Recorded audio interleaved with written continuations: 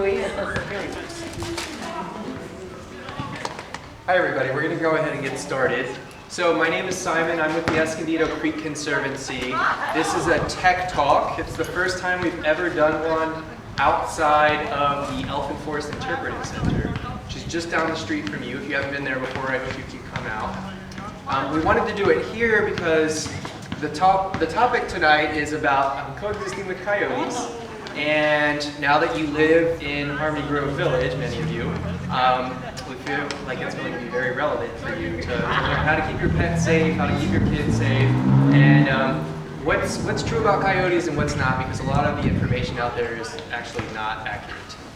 So our speaker tonight is Adena, and normally the speakers that we have is usually somebody who I've met once at like a conference, for example, or somebody recommended them.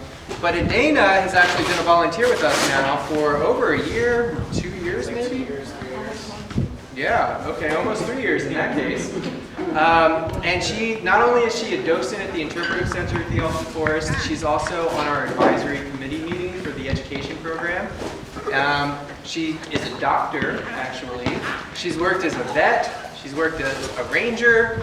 She's really amazing, and I'm going to shut up and let her do the talking now. So, Adena, Dr. Adena.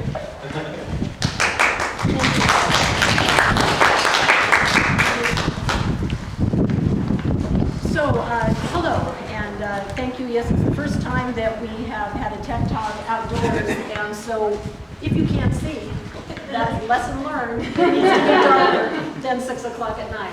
But we're going to just work around it. So first, I wanted to just tell you a little bit about myself. I know that several of you are my docent friends, and you all know me, and I know you. But for those of you that are residents here in Harmony Grove, just to put everything sort of in context. So as Simon said, you probably get that a lot. I am retired right now, and I retired at a relatively early age in order to pursue some other things that I wanted to do. And I retired as a veterinarian and as an educator. And one of the things I wanted to pursue when I retired was conservation biology. And so I joined a master's degree program with San Elijo Lagoon. And it is this master's program that led me to my research in coyote coexistence. So where am I coming from? Well, I'm coming from a place, first as a veterinarian, where I saw the damage that coyotes could do to animals, dogs, cats, goats, livestock.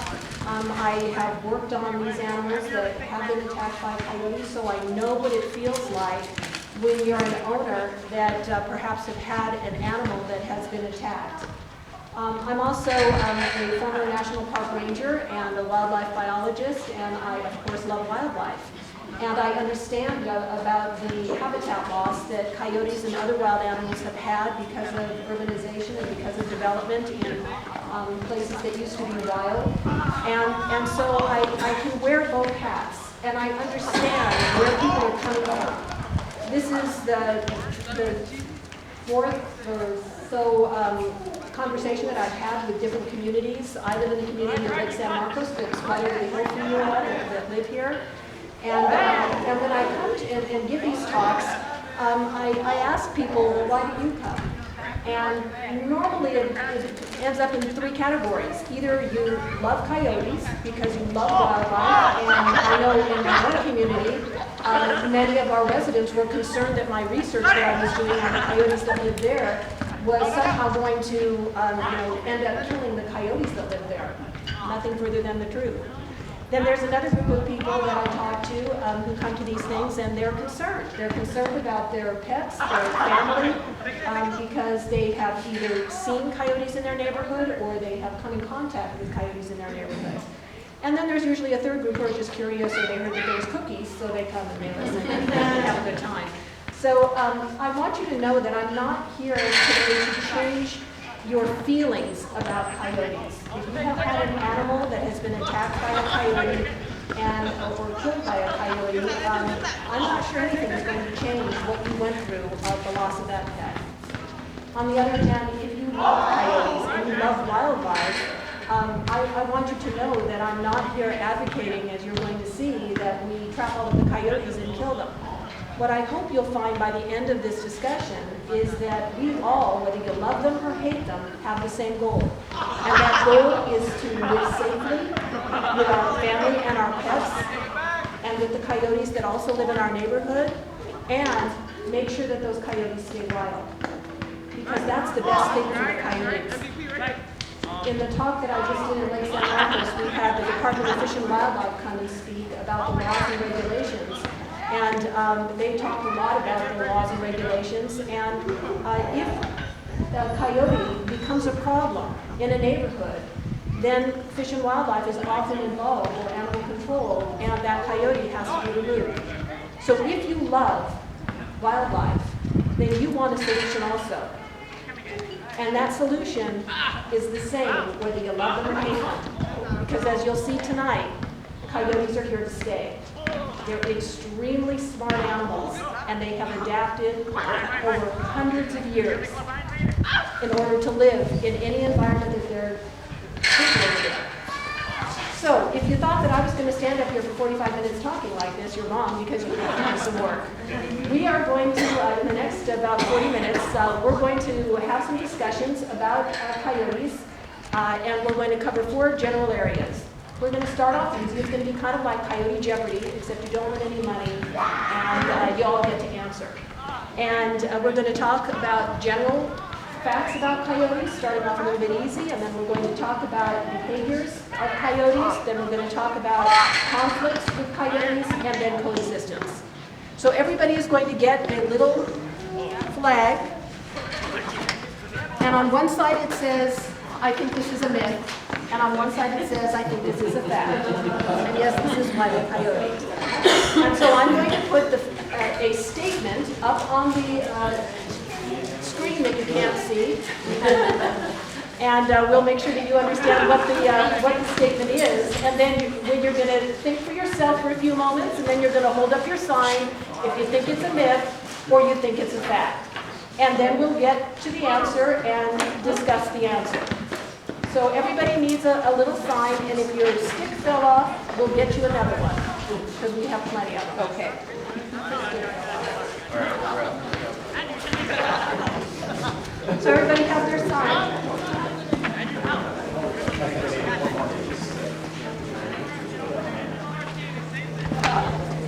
Here you go.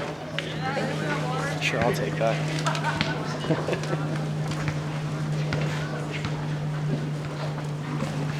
Everybody have one?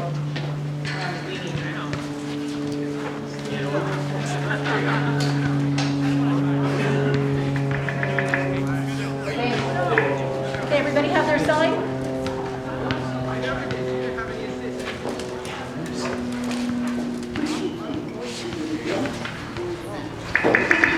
Sharing neighborhoods with people is unique to this community. So the question is the problem with neighborhood coyotes unique to Harmony Grove and this community, or not? If you think that that's true, then you're going to say, I think it's a fact. If you think it's a myth, you're going to say, I think it's a myth. Looks like we have, thank you for participating. It looks like most people think that it's a myth. Let's see.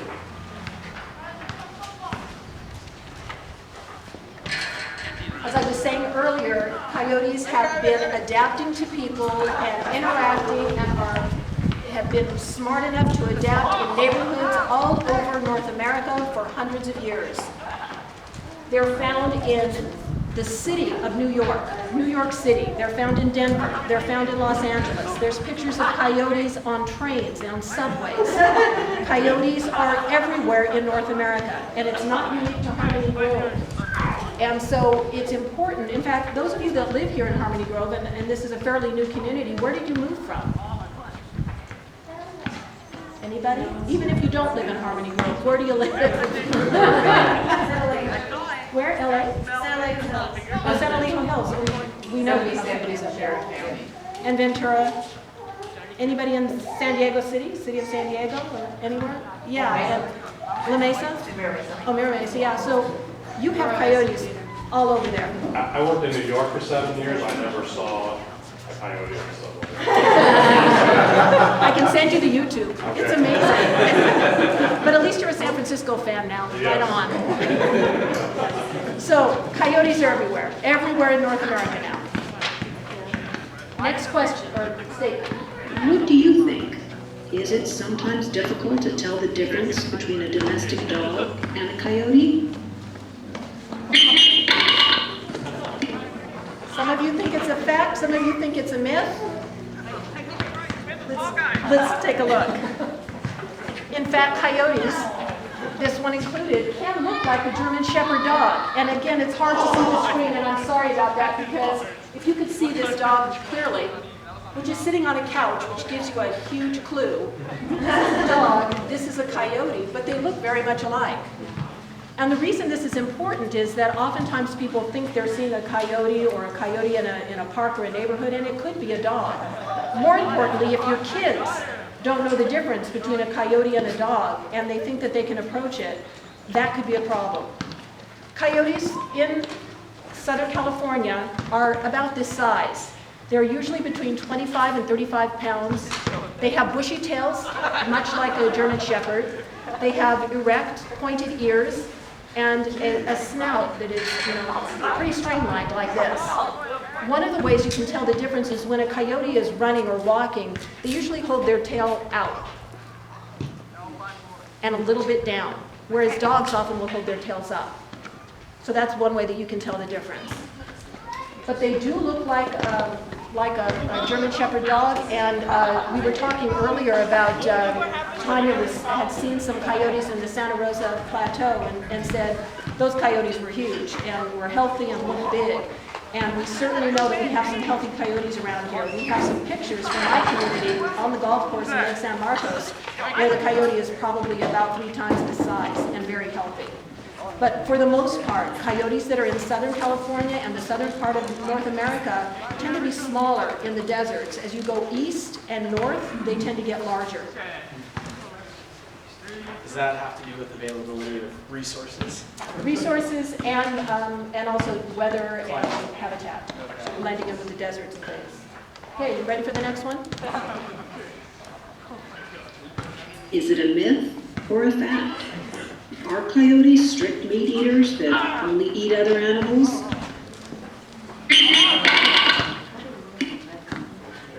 People aren't quite sure. Some people think it's a fact, some people think it's a myth.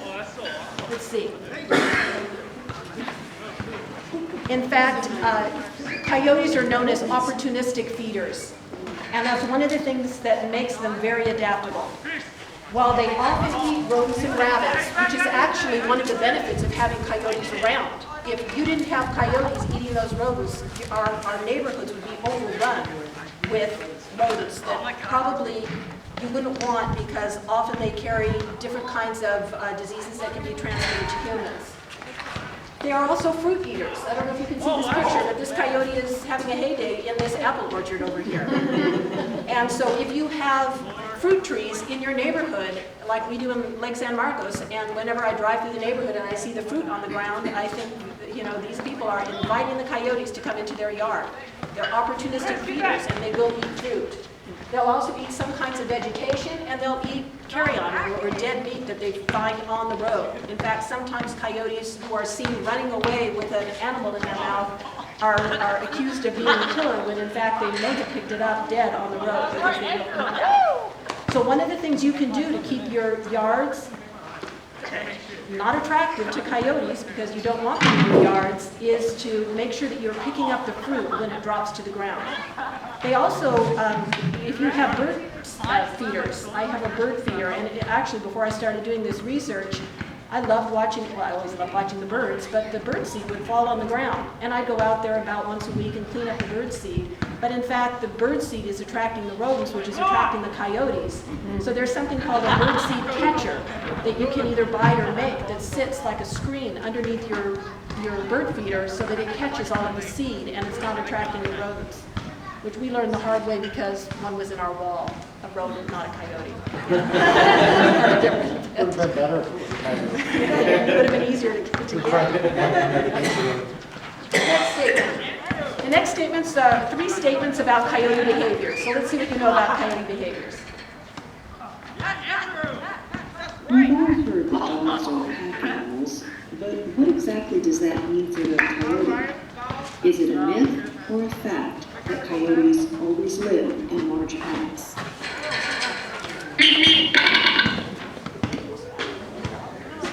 Okay, it looks maybe a third of you think that it's a fact and most of you think it's a myth. And in fact, this really can depend on where the coyotes are living. So coyotes that are living in wild lands, like this used to be, are more likely to live in a more pack situation than the coyotes that have adapted to the neighborhoods. Coyotes in urban areas almost always live in family units with an alpha male and an alpha female, and then their young from last year and possibly their pups from this year. So if people see them, they may see 7, 8 coyotes, but they're probably related family unit. Coyotes are very territorial, and in urban settings, their territory is about 2 miles. And so in our community, in Lake San Marcos, we're about 2 miles, and I was able to study the family unit of coyotes that live in the territory within our community. Here in Harmony Grove, the coyotes are probably just getting used to this interface and this new development that is happening because they had an awful lot of wild land before this development came up. So they may be switching from a more pack type of group to a family unit kind of group. It's about 2 years old when the parents are going to kick out the juveniles from the year before. And in that case, they become solitary coyotes that will often traverse through another coyote's territory, but they won't stay there very long because the coyotes are very territorial and very possessive of their area, so that lone coyote is going to have to move on. Next behavior. Oh. Before we go to the next behavior, I wanted to show you, we have a trail cam of the coyote family unit that lives in Lake San Marcos. So this is a group of coyotes that were down by the lake down there, and a trail cam caught them.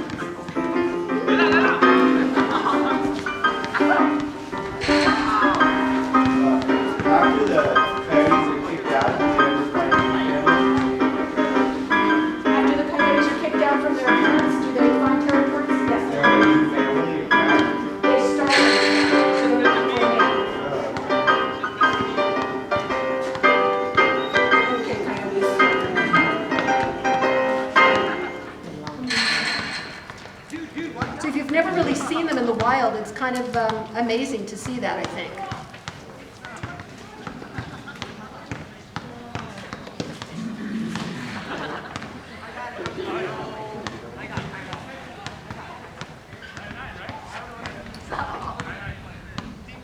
Right, just finding this spot.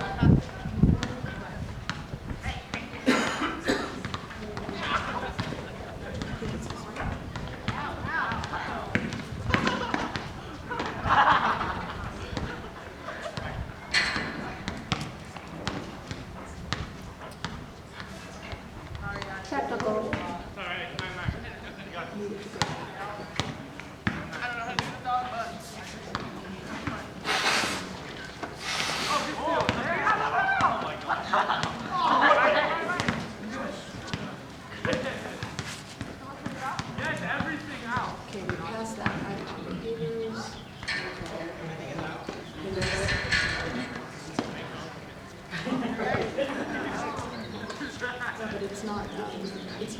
Is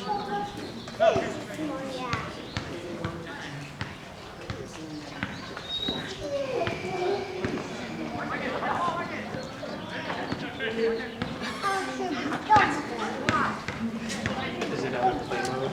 Yeah, and I don't see the cursor to get it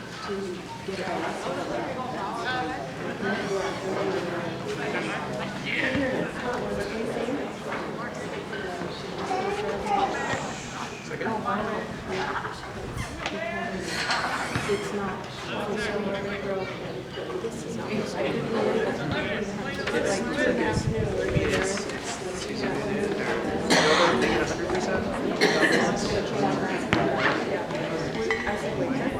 Sorry, we'll get this up and running in just a moment.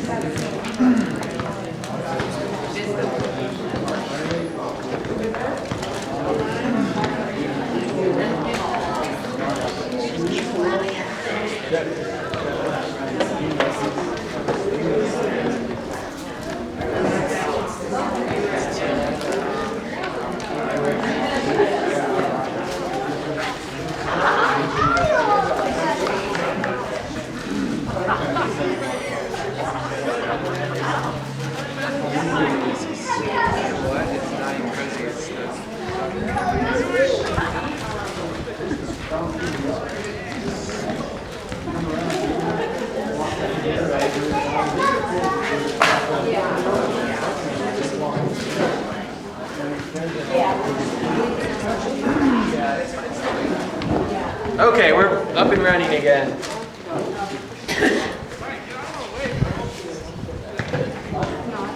Or no?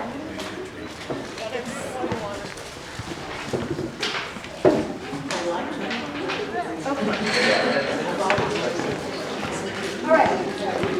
Myth or fact, you can tell how many coyotes there are by listening to them vocalize. And you've all heard coyotes vocalizing out there before, right? You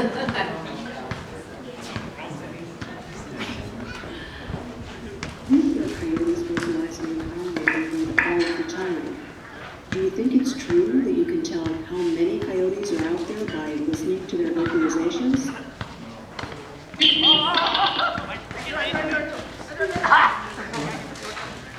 So you can't really tell, although I can tell you that if you